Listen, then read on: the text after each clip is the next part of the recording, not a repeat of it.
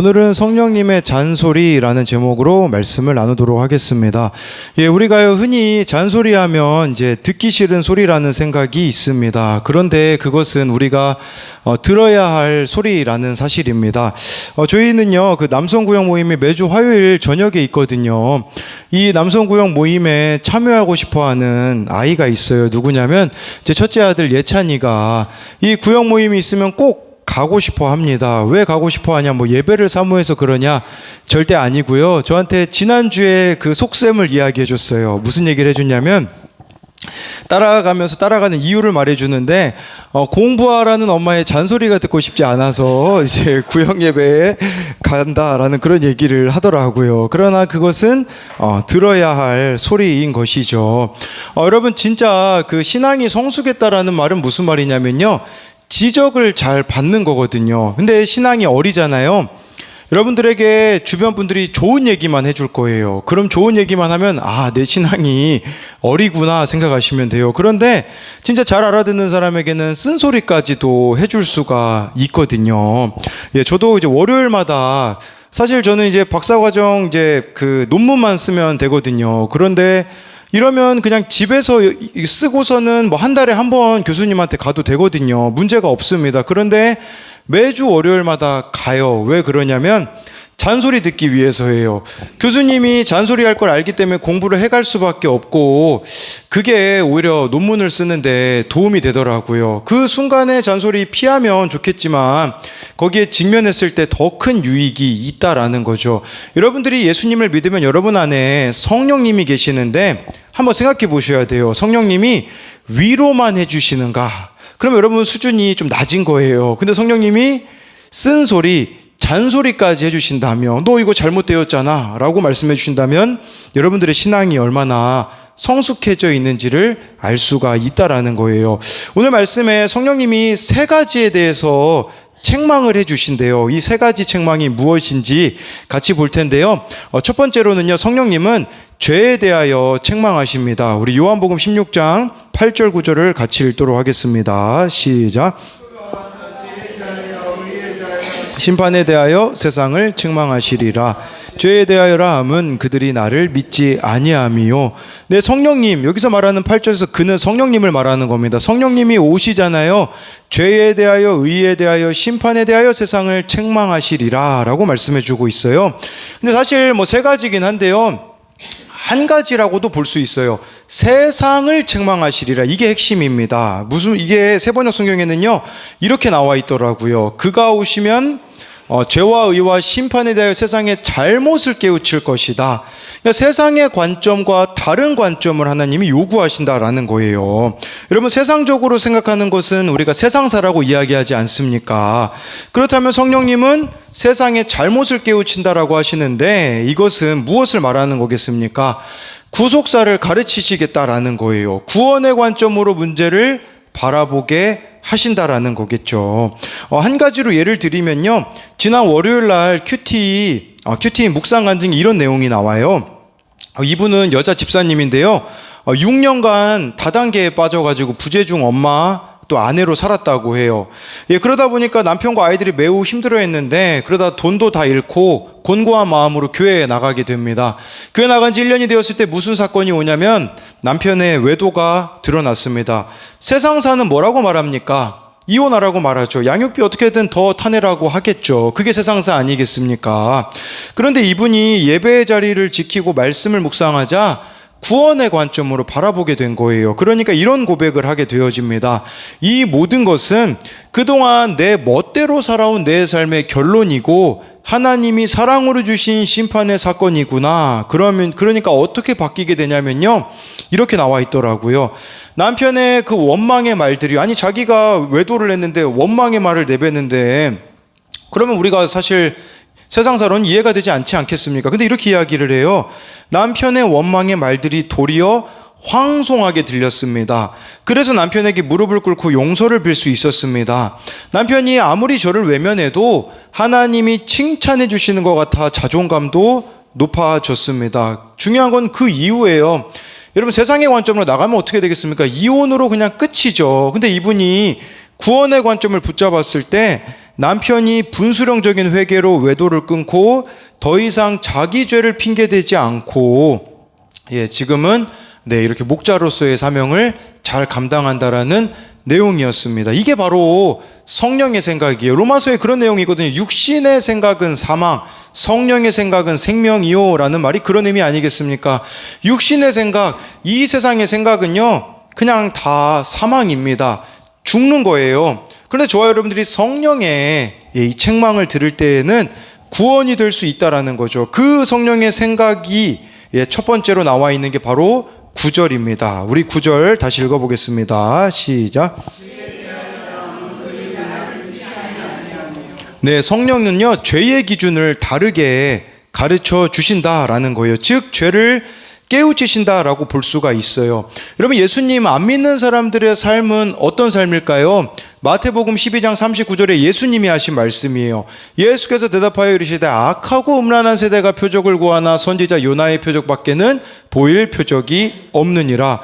여러분, 예수님 없는 인생은요 악하고 음란할 수밖에 없대요. 성공하려고 악하고요, 성공하면 음란해지는 게 인생입니다. 그래서 악하고 음란할 수밖에 없는 예수님 없는 인생의 결론이라고 볼 수가 있는 것이겠죠. 이 세상의 특징은요 점점 죄의 기준을 낮추고 있다는 사실입니다.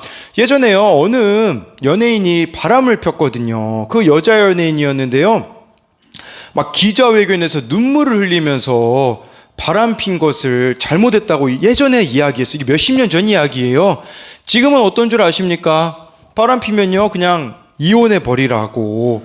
간통죄가 지금 폐지된 상황이 아니겠습니까? 이혼이 너무나 당연히 되어 버렸습니다. 죄의 기준이 낮아졌다고 해서 사람들이 행복합니까? 여러분, 이혼한 채로 살아가는 것은 결코 행복할 수는 없다라는 거겠죠. 인간이 만든 그 죄의 기준을 낮췄을 뿐이지 하나님이 정하신 죄의 기준은 변함이 없다라는 거예요. 동성애는 어떻습니까? 몇 개월 전 일이에요. 그 여자 신인상을 받는데 누가 받았냐면 성전환 수술한 그 우리나라에서 있었던 일이에요. 트랜스젠더가 남자였는데 여자로 이제 성전환 수술했는데 여자 신인상상을 받았어요. 모 방송사에서, 큰 방송사거든요. 지금 이 동성애에 대해서도 마찬가지죠. 더 이상 죄가 아니라고 몰아가고 있는 추세잖아요. 그런데요, 여러분, 그게 그렇게 되니까 문제가 뭔지 아세요? 동성애가 이제 합법화되니까 미국에서 일어나고 있는 일을 보십시오. 지금 일부 다처제도 이제 합법화해달라고 하고요. 소아성애자도 합법해달라고 해요. 이거, 아니, 어린아이를 보고서 성욕을 느끼는 걸 그거를 합법화해달라고 말하는 거 더 이상 말이 안 되는 시대 속에 우리가 살아가고 있죠. 근데 동성애자를 향해서 괜찮대요, 사람들이요. 왜 그런 줄 아세요? 이기적인 본성이 거기 숨어 있어요. 내 자식만 아니면 되는 거죠. 여러분, 그런 말이 있어요. 내 자녀는요, 아무리 공부를 잘해도, 제가 그래도 영어 교육과 나오지 않았습니까? 제 아들에게 영어를 잘 가르칠까요? 못 가르칠까요? 못 가르칩니다. 왜 못 가르치는 줄 아세요? 속이 터지거든요. 남의 자식은 잘 가르쳐요. 왜냐? 제 자식이 아니니까 그냥 적당히 가르치고 얘는 못해도 괜찮아요. 근데 내 자식은 그게 안 되는 거죠. 여러분, 동성애도 마찬가지 아니겠습니까? 내 자식이여 봐요. 우리가 그냥 가만히 있겠습니까? 그럴 수 없는 것이겠죠. 근데 제가 지금 여러분들에게 이혼, 동성애 그게 그냥 부정적이다 이런 입장을 이야기하는 게 아니라 9절에서 이렇게 나와 있잖아요. 죄에 대하여라면 그들이 나를 믿지 아니함이요 라는 말은 무슨 말이냐면 예수님을 믿지 않기 때문이다 라는 말이에요. 다른 말로 말하자면 그들이 예수님을 믿으면 어떻게 된다라는 말이겠습니까? 극복되어질 수 있다라는 거예요. 그냥 동성애를 합법해서 문제가 해결된 게 아니라 그들이 예수님을 믿게 되어지면 동성애라는 죄를 버릴 수 있게 되어진다라는 의미가 될 수 있고요. 이혼할 상황일 수 있어요. 근데 저와 여러분들이 예수님을 믿잖아요. 이혼할 상황인 그 가정도 회복될 수 있다라는 의미예요. 이것을 성령이 가능하게 하신다라는 거예요. 큐티 묵상 간증에도요, 어제 묵상 간증에 보면요, 동성애가 극복된 사례가 나와 있어요. 이분은요, 친어머니는 제가 태어난 지 얼마 되지 않아 교통사고로 돌아가셨고 아버지는 6살 때 재혼하셨대요. 그런데 우연히 새어머니가 헤어진 아들과 통화하는 소리를 들었는데 그때 어머니가 새어머니가 바람피는 줄 알고 잘못된 여성관을 형성하게 되어서 동성애에 빠져 20년간 방황했다고 해요. 예, 세상은 뭐라고 말합니까? 동성애 고칠 수 없다고 말하잖아요. 그런데 이분이요 20년이면 사실 여러분 무슨 가능성이 있겠어요. 근데 이런 고백이 나와 있어요. 하지만 보혜사 성령님의 중보기도로 저는 믿음의 공동체에서 말씀으로 양육을 받으며 주님을 인격적으로 믿게 되었습니다. 그러면서 동성애가 죄로 깨달아져 마지막에 이렇게 그가 고백을 합니다. 동성애는 죄이며 교만의 결론이다 라고 말하고 있는데요. 우리 아까 마지막 불렀던 찬양 약할 때 강함 대신에요. 이 데니스 전이간이라는 사람들 목사님 자녀였는데요. 동성애자였어요. 동성애자. 그런데 이분이 예수님을 만나고 나서 쓴 고백이 약할 때 강함 대신애잖아요. 여러분 어떻게 된 줄 아세요? 자녀 9명 낳고 잘 살고 있습니다. 뭘 이야기하고자 하는 거냐면 어떤 죄의 문제라고 할지라도 예수님을 만나게 되어지면 회복될 수 있다라는 것을 말씀드리는 거예요. 그리고 저와 여러분들이 예수님을 믿게 되어지면 어떻게 될까요? 죄에 대해서 세상과 다른 기준을 갖게 되어져요. 세상 사람들은 그냥 다 술, 담배 하는 거 문제 없다고 이야기를 합니다. 그런데 진짜 내 안에 성령이 계시면요 그럴 수가 없는 거예요. 자꾸 막 이런 얘기해요. 술 취하지 말라 방탕한 것이 술 취하지만 말라고 했으니 괜찮다고요. 사도 바울이요 그런 말도 했어요. 악은 모양이라도 버리라는 말을 했거든요. 내 안에 성령이 계시면요 아예 자체적으로 그런 것들을 싫어하게 되어져 있다라는 것이에요. 예전에 그 박보영 목사님이 설교하시는 걸 들었는데요. 이분이 그 같은 아이들을 데리고 살았는데 컴퓨터에 성인 사이트 지우려다가 그 야한 동영상을 몇 개 보셨대요. 그걸 가지고서는요 성령이 찔림을 주시니까요 주일날 그렇게 이야기하셨대요. 뒤돌아보면서요. 성도님들 제가 솔직히 야한 동영상을 봤습니다. 이제부터는 저를 위해서 그 야한 사이트 안 뜨도록 차단 프로그램을 깔겠습니다. 그리고 성도님들이 저를 받아들여 주시지 않으면 저는 평생 아프리카 선교사로 살겠습니다. 여러분 그 야동 본 거 그러니까 나중에 성도님들이 다 이 목사님을 받아주면서 나가면서 어느 분이 그런 얘기를 하셨대요. 목사님 중학생도 야동 봅니다. 그런 얘기를 하셨다고 하더라고요. 무슨 말이냐? 성령님이 내 안에 계시면요 죄에 대하여서 정말 민감할 수밖에 없는 것을 아셔야 합니다. 여러분 세상 사람들도 다 알고 있어요. 적어도 예수 믿는 사람이라면 어떻게 살아야 되는지를 다 알고 있다라는 말이죠. 우리 청소년 중에 이제 방황 중인 애가 있거든요. 얘는 그냥 심심할 때 저한테 전화해요. 힘들 때도 전화를 하는데 월요일 날 전화가 왔어요. 근데 갑자기 저보고 뭐라고 이야기해 주냐면 차를 한 대 사주겠대요. 자기가 이 청소년 애가요. 이게 무슨 말인가 이제 들어보니까 자기가 지금 기분이 좋아서 복권을 샀는데 뭔가 당첨될 것 같대요. 한 이게 3억 정도 받을 것 같은데 이제 교회 봉고차 한 대 사준다고 하더라고요. 그래서 제가 장난으로 뭐라고 얘기했냐면 야 봉고차 사주지 말고 람보르기니 한 대 사줘. 딱 그렇게 얘기를 했거든요. 장난으로. 그랬더니 얘가 뭐라고 얘기했냐면 목사님 그런 분인지 몰랐네요. 이렇게 얘기를 하더라고요. 이게 무슨 말이냐면 다 알고 있어요. 여러분 세상 사람들도요. 이렇게 여러분들 보고 술 한잔 하자고 한다니까요. 근데 한 잔 마시면 뭐라고 하는 줄 아세요? 아이고 저거 가짜네 이런 소리 한다니까요. 거기에 속아 넘어가지 말아야 된다라는 거예요. 진짜 내 안에 성령이 계시면요 술 담배 하라고 해도 하고 싶지 않는 게 되어질 수밖에 없다라는 것이겠죠. 정말 여러분 안에 성령이 계시면요 죄에 대하여서 민감합니다. 세상이 죄가 아니라고 말하는 것도 죄로 여기면서 회개할 수 있게 되어지는 거, 그게 바로 성령을 통해서 가능하다라는 사실입니다. 그래서 이것에 대한 적용은요, 성령님께서 나에게 죄라고 책망해 주시는 것은 무엇이 있습니까? 정말 성령님이 여러분 불편한 마음 드실 때가 있을 거예요. 그게 성령의 책망이거든요.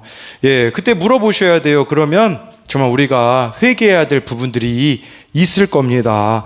두 번째로요, 성령님은 의에 대하여 책망하십니다. 우리 요한복음 16장 10절을 같이 읽어보겠습니다. 시작. 의에 대하여 내가 아버지께로 가니 너희가 다시 나를 보지 못하며. 네, 성령님은요 의에 대해서도 새롭게 하신다라는 것입니다. 예, 여기서 이 의가 뭘까요? 힌트가 나와 있는데 내가 아버지께로 가니, 예수님이 십자가에서 죽으셔서 하나님께 가는 게 의래요. 이게 무슨 의겠습니까? 십자가의 의라는 것이에요. 십자가의 의의 반대말이 뭘까요? 자기의입니다. 여러분, 자기의는요, 자기 노력으로 하나님 앞에 도달할 수 있다고 생각하는 거예요. 자기의에 사로잡히면 어떻게 되냐면요, 사도 바울이 예수님 믿기 전에 자기의에 사로잡혔어요. 그러니까 예수 믿는 사람들을 막 감옥에다가 가둬놓고 스데반 집사님이 막 돌에 맞아 순교하는데요, 눈 하나 깜짝하지 않았던 테러리스트와 같은 사람이었어요. 여러분, 자기의에 사로잡힌 사람들을 보십시오. 이슬람에 봐보세요.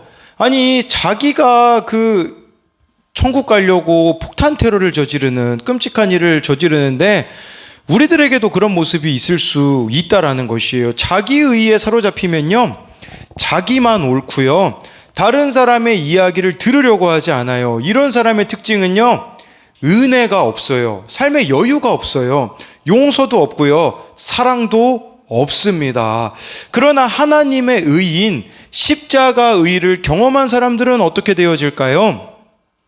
예수님이 나를 위해서 죽으셨기 때문에, 그 은혜를 알기 때문에 그 받은 은혜를 가지고 다른 사람들도 용서하고 사랑하며 살아가게 되어지는 의, 그게 바로 십자가의 의라고 할 수가 있어요. 이재철 목사님이 쓰신 요한과 더불어라는 책에 그런 내용이 나오더라고요. 어느 성도님이요, 어린 시절로부터 아버지로부터 받은 그 많은 상처와 배신감을 느끼며 자랐기 때문에, 아니, 아버지가 돌아가셨는데도 아버지에 대한 그리움, 애정이 없었대요. 근데 그분이요, 하나님의 의, 십자가의 의를 깨닫게 된 거예요. 이렇게 목사님에게 편지를 보냈다고 해요. 뒤늦게 주님을 영접한 뒤부터 부친에 대해 무관심하기만 했던 제 마음의 변화가 일기 시작했습니다. 제가 어릴 적 아버님께서 턱수염으로 저의 뺨을 비비시던 생각이 갑자기 나기 시작했고, 해수욕장에서 어린 저를 품에 꼭 안고 바다로 들어가시던 기억을 되새기면서는 온몸에 전율을 느끼기까지도 했습니다. 그 모든 것은 제가 지금 사랑하는 제 소녀들에게 한 행동과 똑같은 것이었습니다. 제 부친은 진정으로 절 사랑하고 계셨던 겁니다. 단지 제가 그걸 몰랐던 것 뿐입니다.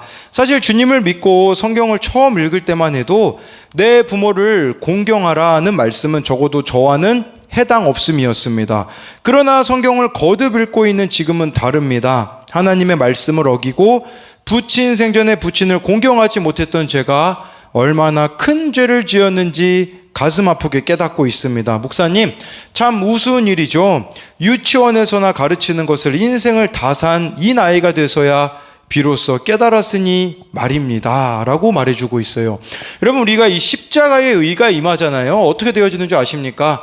다른 사람의 못하는 것들만 바라보는 그 자기의를 버리고요, 그 사람의 소중한 것을 보게 되어지는 거예요. 내 자기의에 사로잡히면요, 그 사람의 못하는 거 9가지를 보거든요. 근데 십자가의 의를 바라보게 되잖아요. 어떻게 되냐? 그 사람이 잘하는 한 가지를 보게 되어지는 것이요. 이게 성령이 하시는 일이라는 것을 우리들에게 말씀해주고 있는 거예요. 제가 지난주 토요일에 청년부 모임에서 어느 청년 한 명을 칭찬해 줬거든요. 누구냐? 우리 김진규를 칭찬해 줬어요. 왜냐하면 제가 또 소식을 들었어요. 우리 진규가 아빠랑 운전 연습을 하는데 이제 아빠가 기도를 시킨 거예요. 이제 20년 묵은 우리 김진규 모태신앙 기도를 하는데 마지막에 하나님의 이름으로 기도합니다, 이렇게 아멘으로 이제 끝난 거죠. 자기의로 제가 보면 어떻게 보게 될까요? 아니, 20년 동안 신앙생활 했는데 예수님 이름으로 기도합니다도 몰라라고 말할 수 있잖아요. 그게 자기의였어요, 저도 보니까. 근데요, 그냥 하나님 앞에 한번 나아가 봤어요. 하나님, 이 문제에 대해서는 제가 어떻게 생각해야 될까요? 근데요, 반대로 생각되어지더라고요. 어떻게 보면 하나님 이름으로 기도했습니다, 아멘이라는 것은 지금 믿음이 없다라는 말이잖아요. 진규가요, 믿음이 없는데 금요 기도에 나오죠. 주일 오전 예배 드리죠. 주일 오후에 청소년부 예배 드리죠. 청년부 모임 한 번도 빠짐없이 나오죠. 그게 귀하게 여겨지더라고요. 믿음 없는데 이렇게 예배 나오는 거, 이게 너무 귀하다. 그래서 청년부도 거의 모임에서 대놓고 칭찬해 줬거든요. 진교한테. 너는 진짜 믿음 없는데도 그렇게 이 모임에 잘 속해 가니 귀하다라고 얘기를 하고, 어제 제가 또 진교를 만나서 양육 얘기를 꺼냈거든요. 시작했습니다. 여러분, 양육 안 받으신 분들 김진규보다 못한 겁니다. 여러분, 네, 우리 진규가 양육을 이제 시작해서 열심히 해보겠다라고 이야기를 하더라고요. 뭘 이야기하고자 하는 거냐면요, 자기의로 다른 사람을 바라보지 마십시오. 자기의는요, 나도 죽이고 다른 사람도 죽이는 겁니다. 그러나 십자가의 의로 저와 여러분들이 다른 사람을 바라보게 되어지면요, 있는 모습 그대로를 보며 사랑하게 되어진다라는 사실입니다. 그래서 이것에 대한 적용은요, 내가 내세우고 있는 자기의는 무엇입니까? 자기의로 인하여서 다른 이들에게 혈기를 내고 있지는 않습니까? 정말 테러리스트와 같이 정말 폭력적으로 다른 사람을 대하고 있지 않느냐라는 것이에요. 십자가의 의, 하나님의 의를 알기에 다른 이들을 있는 모습 그대로 사랑하고 있습니까? 이거를 기억하셔야 된다라는 것입니다. 예, 그리고요, 세 번째는요, 성령님은요, 심판에 대하여 책망하십니다. 우리 요한복음 16장 11절 말씀 같이 읽도록 하겠습니다. 시작.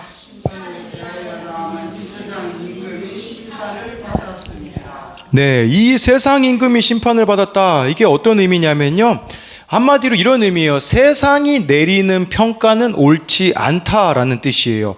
하나님이 내리시는 판단이 있고요, 평가가 있고요, 세상이 내리는 평가와 판단이 있다라는 사실이에요. 여러분, 우리 인생에도요, 종종 심판과 같은 사건이 찾아올 수가 있어요. 심판과 같은 사건 뭐가 있겠습니까? 내가 감당하기 어려운 일들이 심판과 같은 사건이 아니겠습니까? 세상에서는 그 심판과 같은 사건이 있으면 우리들에게 뭐라고 이야기하냐? 끝이라고 이야기합니다. 끝.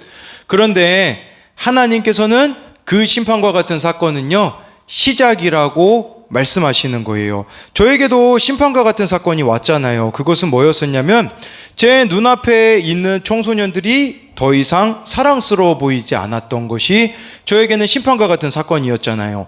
그래서 우리들 교회 목회자 세미나에 가게 되고 말씀 양육을 받던 중에 깨닫게 된 사실은요, 이 심판과 같은 사건을 통해서 하나님이 저에게 주시고자 하는 메시지가 있었다라는 거예요. 그건 뭐냐면, 지금까지 저는 제가 살아온 삶의 모습은 이기고 또 이기는, 네, 나의 노력과 열심을 통해 모든 것을 할 수 있다라는 그 삶의 방식과 교만을 고치고자 하나님이 심판과 같은 사건을 주셨다라는 사실입니다. 예, 그렇게 되어지니 저에게는 어떤 노력으로도 열심을 따라도 되지 않는 청소년들을 보내주심으로써 그것이 오히려 구원의 사건이 되었다라는 거예요. 예전에는 그 아이들이 원수로 보였다면 깨닫게 된 사실은 은인이었다라는 사실인 거죠. 지금도 갑작스럽게 여러분들에게도 심판과 같은 사건들이 있을 수 있어요. 그때 세상의 관점으로 보시면 안 돼요. 여러분, 십자가가 딱 그랬잖아요. 어떻게 하나님의 아들이 십자가에 못 박혀 죽냐? 그거 심판이었잖아요. 심판. 그리고요, 나무에 굳이 유대인들이 매달아 놓은 이유는 신명기 말씀에요, 나무에 달린 자마다 하나님의 저주를 받은 자라는 그 말씀 때문에, 여러분, 십자가가 그런 의미로 보였던 거예요. 저주죠. 심판이죠. 근데 십자가의 진짜 의미는 뭡니까? 생명이었잖아요. 우린 그걸 알고 있잖아요. 그러니 여러분들에게 어떤 저주스럽게 여겨지는 일, 심판과 같은 일도요, 세상의 관점에서 보면요, 네, 정말 저주와 같고 살 소망이 없어 보이죠. 그런데 그게 아니라 하나님께서는 그 심판을 통하여서 그 심판을 구원의 사건으로 바꾸어 내셨다라는 사실이에요. 정말 그 심판의 사건으로 보일 때 저와 여러분들이 해야 되는 것은 뭐냐면, 십자가 앞으로 나아가셔야 됩니다. 하나님 앞으로 나아가셔야 됩니다. 그럴 때 그것이 구원의 사건이 되고 구원의 관점으로 바라보게 되어지는 것이지, 가만히 있어 보십시오. 끊임없이 세상 가치관이 여러분들을 틈타서, 네, 그래서 지금 우리나라가 얼마나 많은 사람들이 자살합니까? 심판 끝이라고 생각하기 때문에 여러분 40분마다 한 명이 자살합니다. 근데 그거는 자살할 일이 아니거든요. 구원받을 일이거든요. 구원의 사건이라는 것을 모르기 때문에 사람들이 그렇게 나아가고 있다라는 것이에요. 그렇기 때문에 저주처럼 여겨지는 일이 일어난다고 할지라도 그 이면에 하나님은 구원의 사건이자 살아나는 회복의 사건으로 주신다라는 것을 기억해야 된다라는 사실입니다. 네, 어느 청년이 어제 그렇게 나눈 내용인데요. 이 심판에 대해서 내용을 나누면서 작년에 그 재판 받았을 때가 떠오르면서 세상적인 관점으로 보았을 때는 심판받는 상황이었지만 세상에서는 무너지는 일이었지만 말씀으로는요 일어날 수 있는 일이라는 것을 깨닫게 되었대요. 세상적인 관점으로는요 무너지는 일이었대요. 하나님의 관점으로는요 일어나는 일이었다라고 말해주고 있는 것이죠. 여러분, 왜 이 땅 가운데 하나님이 심판과 같은 사건을 주실까요? 영원한 심판을 당하지 않기 위함이에요. 그 심판과 같은 사건이 있을 때 회개하게 되어지거든요. 여러분, 회개가 그냥 나옵니까? 좋은 일만 있고 인생이 잘 돼 보십시오. 회개 절대 안 나옵니다. 그런데 이 심판과 같은 사건을 주심으로써 영원한 심판을 당하게 하시지 않기 위한 하나님의 섭리라는 것을 아셔야 한다라는 것이죠. 지난 토요일에 우리 청년 하나가 이 입술에 이렇게 피어싱을 이렇게 딱 이렇게 하고 왔더라고요. 네, 오랜만에 모임 왔는데 꼭 그 낚싯바늘 문 그 물고기 같았어요. 이제 속이 터지더라고요. 그래서 그냥 진짜 이 낚싯대 가지고 이렇게 끌어당기고 싶더라고요. 이제 마음이 이제 막 화가 나가지고요. 너무 어이가 없는 거. 그리고 막 고통스러워요. 막 침 삼키면서 막 아프다고. 그래서 아니 약까지 복용하고 있어요. 아니 왜 이렇게 어리석은 짓을 하지? 자기 이렇게 입술을 뚫어가지고 그러면서 저보고도 이제 뚫을 생각 없냐고 할 때 정말 너무 화가 나더라고요. 그래서 뭐 옆에 있던 어떤 애는 뭐 자기는 이제 코를 뚫고 싶다고 막 그래가지고 네 그냥 소처럼 끌고 다니고 싶었어요. 네. 진짜 너무 그 모습만 보면 참 이렇게 화가 나더라고요. 왜냐하면 걔는 제가 막 앞에서 간증도 하고 좀 상태가 괜찮았던 아이거든요. 근데 그 아이가 그런 모습을 가지고 오니까 저에겐 심판과 같은 사건이죠.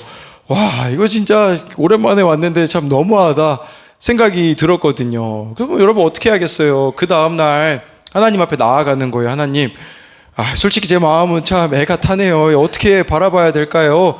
기도했거든요. 놀라워요. 기도하니까요. 그 토요일 날 오전에 이 아이를 좋아하는 잘 따르는 청소년 애가 저한테 그런 얘기를 했거든요. 목사님, 그 청년이요 목사님을 가장 존경한대요. 새벽에 기도하는데 그 모습이 떠오르면서 그렇게 되어지더라고요. 어떻게 되어지냐면 이 청년이 나를 존경한다고 하는데 그러면 내가 이 아이가 어떤 카멜레온 같은 모습으로 변한다고 할지라도 그냥 사랑하면 바뀌겠지라는 생각이 들더라고요. 내가 그냥 바른 길 가면 나중에 존경한다고 했으니까 따라오지 않을까라는 생각이 들더라고요. 그러니까 그냥 있는 모습 그대로 사랑하게 되어지더라고요. 놀라운 건 뭐였었냐면 제 마음이 바뀌었어요. 그 청년을 향한 마음이 바뀌자 저녁에 누구한테 전화 왔냐면 우리 신혁진이라고 그 청년한테 그날 전화 와서 자기 내일 정신병원 나오는데 만나달라는 거죠. 이게 어떻게 가능한 줄 아세요? 심판과 같은 사건을 통해서 회개하니까 그 아이한테 전화가 온 거라는 거겠죠. 그냥 일어난 일이라고 전 보지 않아요. 내가 회개만 하면 하나님이 지금 모든 거 다 준비하셔서 일하시려고 하는데 우리는 그 심판과 같은 사건에서 회개 안 하고 어떻게 합니까? 하나님을 원망하거나 자기 연민에 빠져가지고 있으니 하나님이 아무 일도 하실 수가 없는 게 아니겠습니까? 그렇기 때문에 정말 이 심판과 같은 사건이 올 때에 우리가 해야 되는 것은 회개라는 것이요. 그리고 회개하면 어떻게 됩니까? 십자가를 지게 되는 것이겠죠. 이 저주의 상징인 십자가를 내가 지고 갈 때에 주님은 그것을 어떻게 바꾸십니까? 구원으로 바꾸어 내실 거라는 사실이에요. 이 확신만 저와 여러분들에게 있다면 어떤 일이 우리들 가운데 닥친다고 할지라도 넉넉히 이겨낼 수 있지 않겠습니까? 그래서 이것에 대한 적용 질문으로는요, 세상적인 관점으로 보고 있기에 끝인 것 같은 내게 임한 저주와 같은 심판의 사건은 무엇입니까? 하나님 안에서 그것이 구원의 사건이 될 줄 믿습니까? 예, 결국은요, 한 가지밖에 없더라고요. 요한복음에서도 그런 말씀이 있거든요. 내 말이 너희 안에 거하면 내 이름으로 모든 걸 구하면요 다 응답받는데요. 우리가 기도할 때 예수님 이름으로 기도합니다 아멘이라고 하는 이유는 예수님 이름으로 구하고 있기 때문이거든요. 여러분, 어떤 난관도 이겨낼 수 있는 방법은요 다른 데 있지 않아요.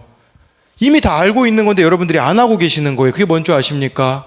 매일 내 말이, 예수님 말씀이 내 안에 거하는 말씀 앞에 나아가시는 거예요.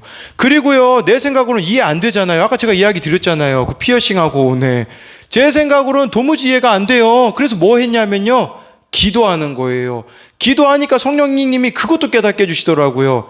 야, 너는 염색 중독자였잖아. 그 얘기 하시더라고요. 무슨 말이냐면, 저는요, 막 얼굴이 피부가 원래부터 까맸잖아요. 그러니까 하얘 보이고 싶으니까 막 머리 색깔을 막 별 색깔로 다 염색했거든요.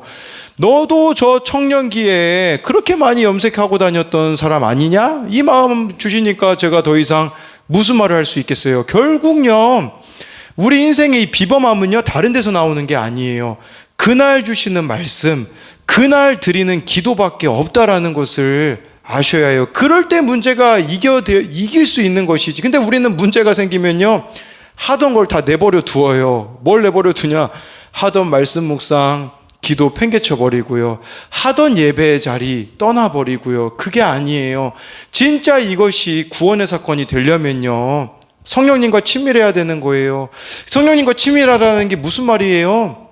말씀과 기도로 친밀함으로 나아가야 된다라는 것이죠. 그럴 때에 정말 성령께서 저와 여러분들을 통하여서 하나님의 일이 이루어지게 해 주실 줄을 믿습니다.